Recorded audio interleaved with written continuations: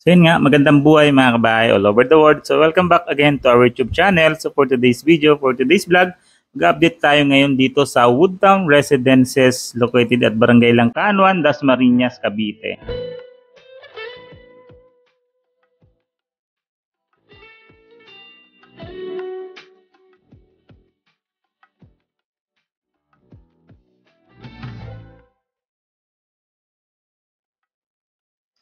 So for today, mag-update po ulit tayo sa mga buyers natin dito sa Woodtown Residences. Tara, pasukin natin kung makikita natin yung structure ng bahay, yung update, yan, gated community.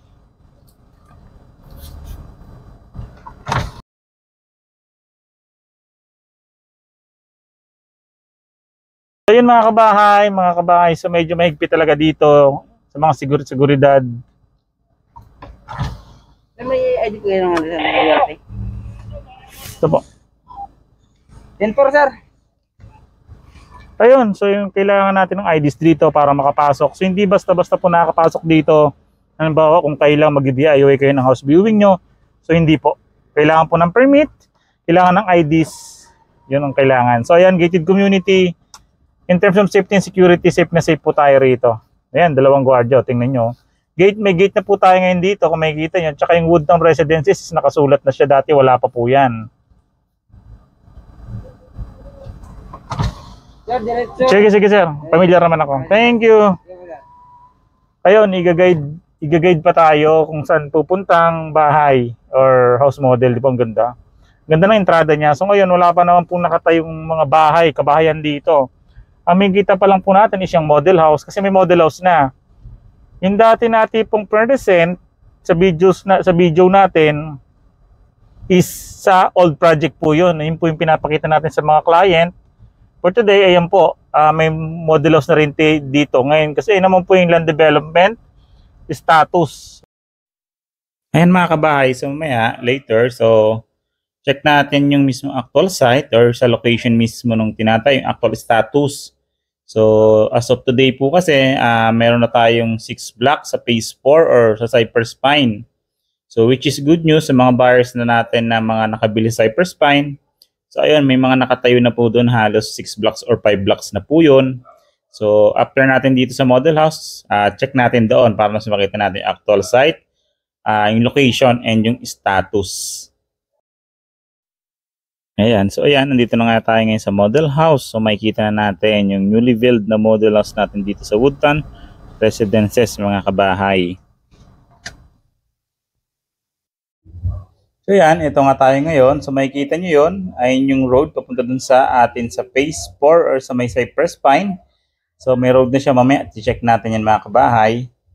So naka-pre-selling stage pa rin naman po tayo. So after down payment siguro tapos na po yung property or tapos na yung unit nyo. Then available po ito through Pag-ibig Financing para aware din po kayo. Makapakita na natin yung model house. Ayun po yung model house natin dito. Nakatayo na. Yung dati nating viewing is doon po yon sa Cedarwood. Yan. Ito po, ayan, meron na tayong makikita dito mismong unit.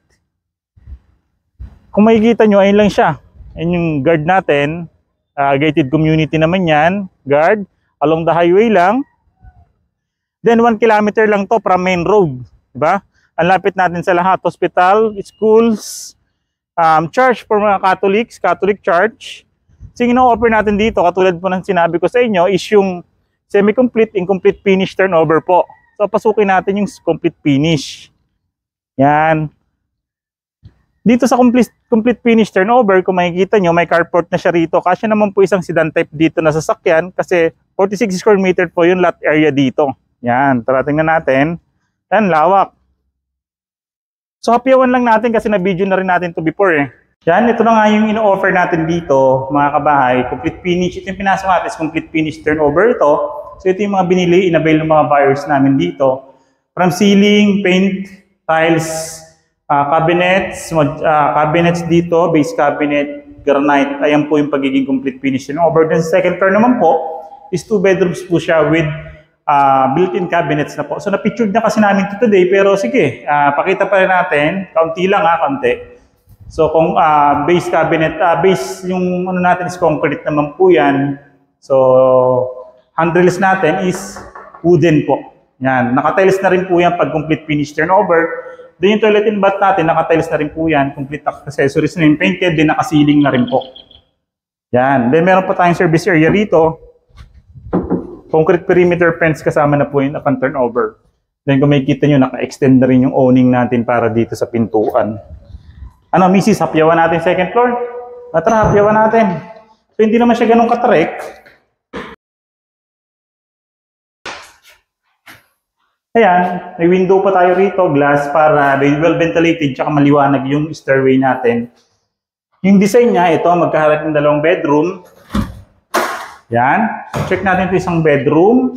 Ito yung sinasabi ko, naka-built-in cabinets na siya. Then, ang lalapad po ng bintana na sliding windows. So, hindi siya standard. Yung iba kasi maliit lang or kalahati lang ito sa kanya. Malapad naman po siya. Yan. Meron pa tayong built-in cabinets.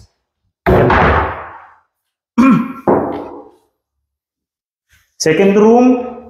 Second room naman natin, same din po. May built-in cabinets, bintana. Then, kung makikita nyo, naka-slab po siya ron. Pakita natin, Mrs. Dahil naka-slab siya. So, pwede natin i-extend yung room or another toilet and bath. Diba? Tara, semi-complete naman tayo. Okay, tara, semi-complete naman tayo. Yung semi-complete naman natin para may idea kayo ano yung semi-complete. This is our semi-complete. Walang tiles, walang cabinet, wala pong handrails. Then, sa second floor po is wala rin pong partition. Pero naka-ceiling na siya rito. Painted yung ceiling. Painted ang wall, toilet and bath naka-tiles, painted. Ayun naman po yung pinagkaiba lang naman sa atin dito sa semi-complete. Diba? Ang semi-complete po is wala pong tiles sa taas, walang tiles sa baba, walang handrails. Yan. So yan mga kabahay.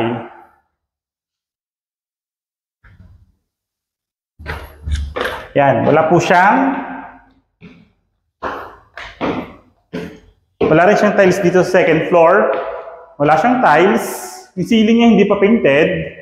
Pero each ano naman, ayan, pwede siya provision for 2 bedrooms pero kaya naman siya for 3 bedrooms. 46 square meter po yung lot area. Yung floor area naman is 44 square meter. Okay? Tara. So ayan mga kabahay. So yun mga kabahay. So ayun nga, nabigyan nga tayo ng chance para makita natin yung actual site or yung location. So ito yung main road. So may sinundan tayo na van tsaka kotse. So nagre-present sila dito sa mismong site. So ayan, sinundan natin sila para makapag-update na rin po tayo dito sa atin sa actual status ng site natin dito sa Woodtown Residences. Ayan. Ayan, so ito na nga po yung main road papunta doon sa site. So ayan, hanggang dito na lang muna tayo para makalabas yung kotse and van. Ayan. Kaya bababa na lang muna tayo rito para makapag-start na tayo ng update dito sa site para makita nyo na po mga kabahay.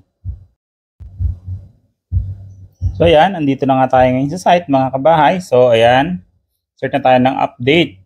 Ayan, kung nakikita nyo yan, ay yung model house kung saan natin pinapakita sa mga clients.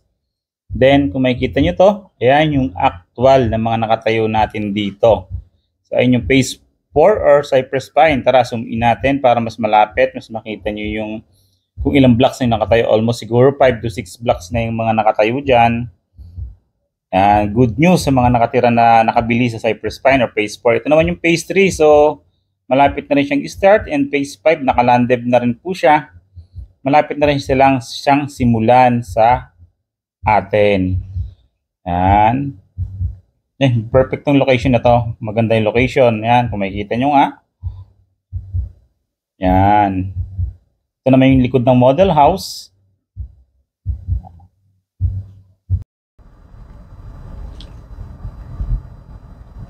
So ayan, gated community nga po katulad ng sabi namin. So yung mga kabahay, hanggang sa muli, maraming salamat sa patuloy na pagsuporta. Yan. Makikita nyo, ang ganda ng Woodtown Residences, oh. So yung mga kabahay, kung makikita nyo nga, ay si Woodtown Residences, di ba? Ang ganda ng logo. Ang ganda ng entrada natin. Upon entry, kung makikita nyo naman, di ba? Ang social nyo makadating, pero hindi siya ganun kamahal. Di ba? Gated community, entrance and exit. Ang ganda ng pagkakayari ng gate. Ang ganda ng entry natin. Ang lapad ng project natin. Ang ganda. Along the highway lang to. Kung makikita nyo, nasa highway tayo. Main road naman natin is 1 kilometer lang tayo from main road. Yan. So yan, yung biyahe naman natin po dito from highway is 1 ride lang po yung pa PITX or pa Manila na. Sakay lang po tayo tricycle from doon sa main road. Siguro mga 12 pesos o 30 pesos lang naman yung pamasahe.